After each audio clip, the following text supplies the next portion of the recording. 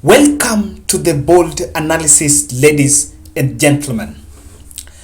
I want to start this analysis by this statement on Waiguru.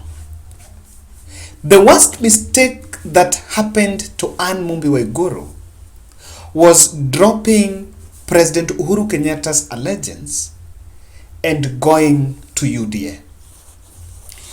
And her move to UDA was intended at getting the ticket and using what 2 years ago was a UDA euphoria in Mount Kenya. But just in the middle of that, somewhere, Raila Odinga picked Martha Karua as the running mate, and Martha Karua is coming from Kirinyaga. The 15th May announcement in KICC, in my understanding, spelled a doom on gubernatorial bid of Anne Mumbi Waiguru. And ladies and gentlemen, if you've been following Kirinyaga politics, Purity Ngirici, who is the competitor, the main competitor, we also have Kabiru, I think a NARC Kenya candidate, a Martha Karua's candidate. There, Purity Ngirici has been consolidating the support, and you have to give it to her.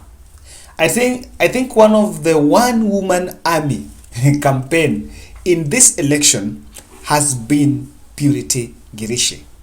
This is a woman that has been pulling the masses with herself. As to whether that is facilitated crowd or not, if you look at the video that is playing on your screen, this is a video of Purity Ngirici addressing crowds in Kirinyaga. And these are crowds that she's been pulling in Mwea and other areas, even in Gishugu, in Martha Karua's constituency.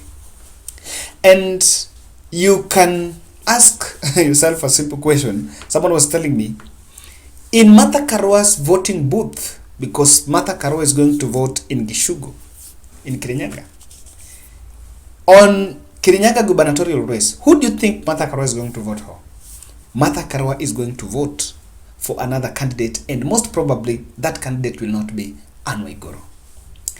Martha Karua's booth is complicating issues for Anne Waiguru.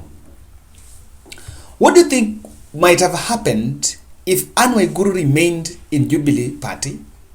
Then Raila Odinga picks Martha Karua.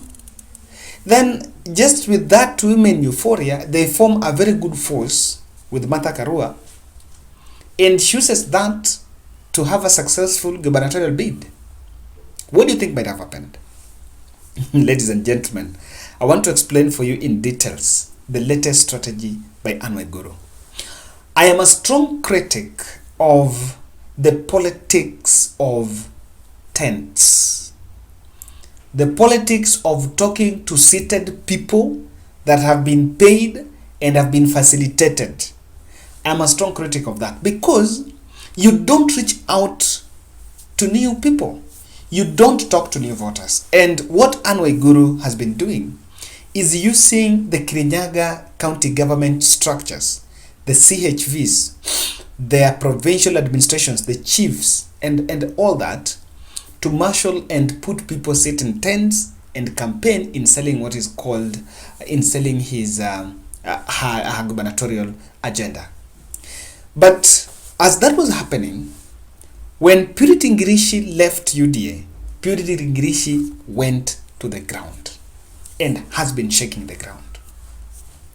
Now, you will realize that Anne Waiguru have struggled to campaign in Kirinyaga on a solo platform, where this is just her pulling the masses and now getting to talk to people about her agenda. Now, during the recent Mount Kenya East campaigns that is being facilitated by Kithure Kindiki and Justin Muturi, Anne Waiguru was hosted Muturi, and indirectly was using Muturi to decampaign Purity Ngirici.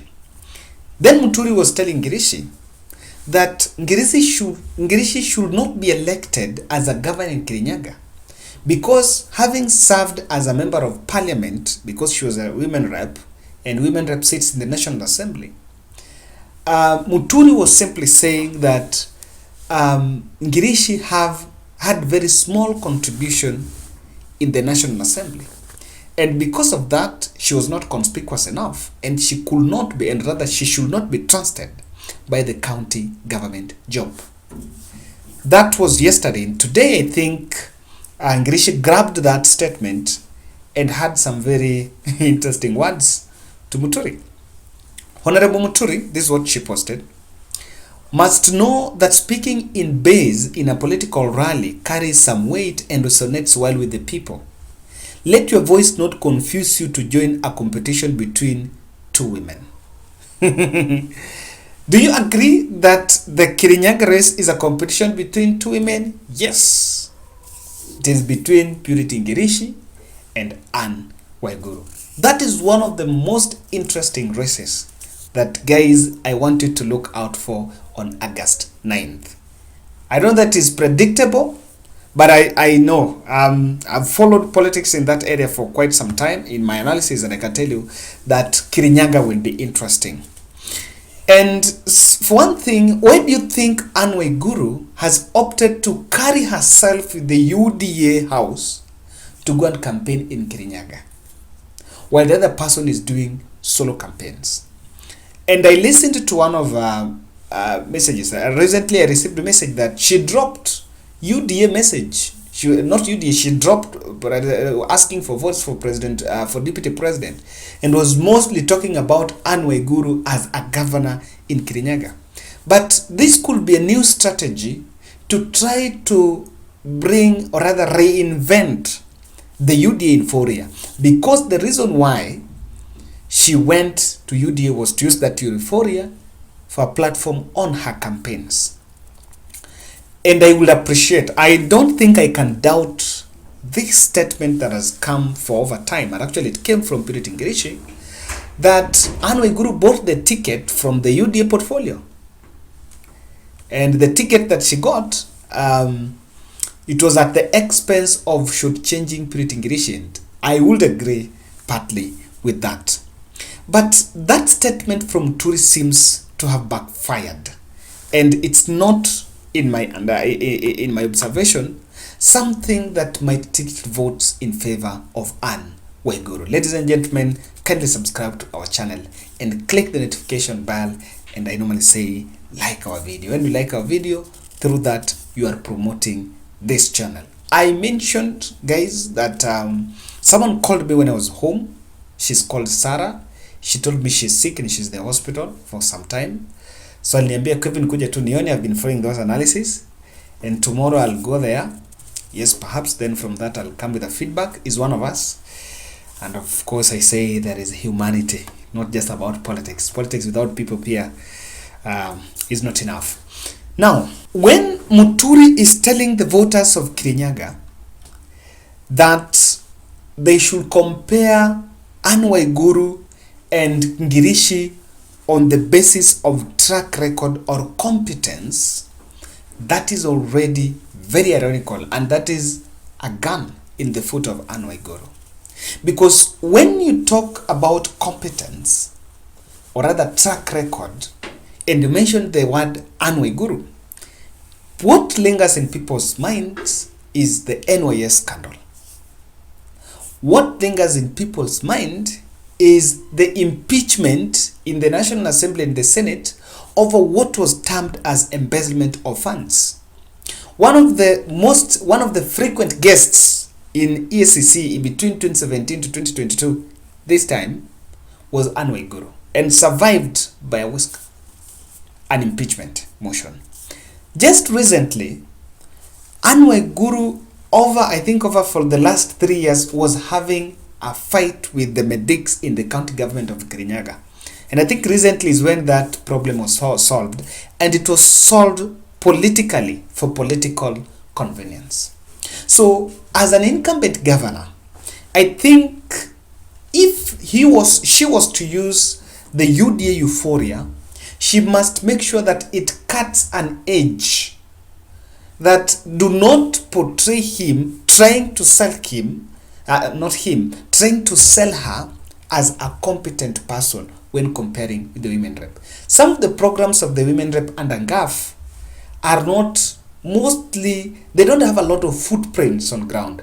But as a county boss, there is a footprint that people want to see in the ground.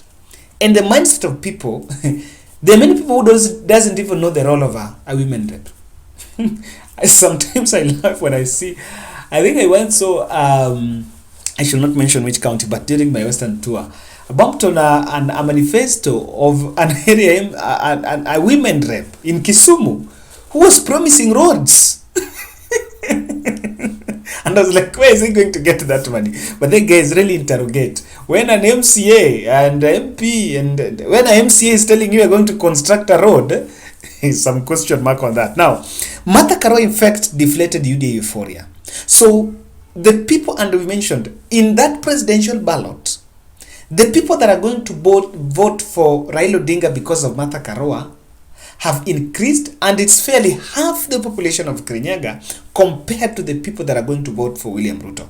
Now, in psychology of voting, there is an element of some 6 or 2 piece. There is some pieces there. It might not be 6, but it can be 2 piece or 3 piece. Where someone votes for president, then Senate the same county, or president, the same party, president, then governor. Because of that mindset, psychology of the 2 piece or 3 piece or 4 piece, most probably the UDA euphoria might not work in Kirinyaga. In fact, Raila might get more votes than the UDA Senate candidate even gets more votes. On the other side, on some areas, William Ruto might get more votes than the governor goes to an independent candidate. So it's a very interesting dynamic, and that's why I'm telling you Kirinyaga is key. The contest has also been shaped as a women affair.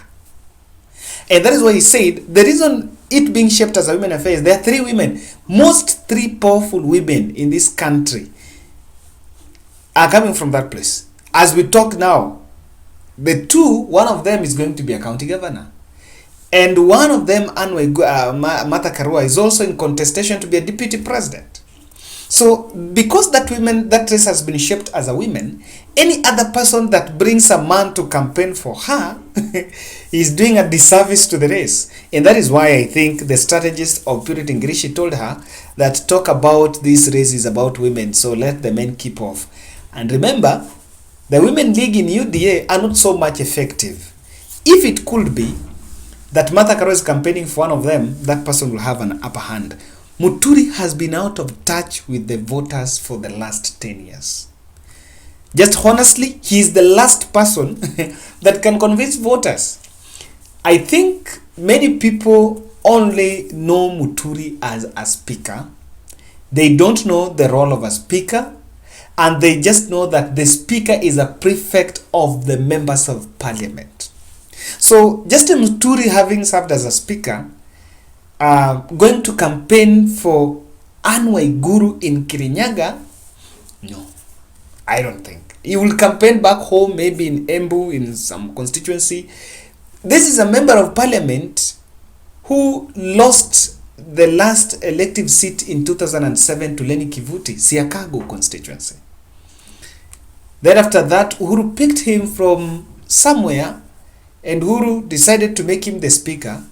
Then served 10 years as a speaker, not in touch with the people on ground, and that is for the first time. In fact, I'm sure when there is a caravan passing, people in Kirinyaga will just go to see Muturi. That's if there is a politician maybe they've never seen is Muturi, because they've been seeing him on the screens. Secondly, you might also see that Muturi is a party leader of the Democratic Party, and Waiguru is on a UDA. This will be best done by the UDA portfolio. Ladies and gentlemen, that is my bold take on the Kirinyaga politics.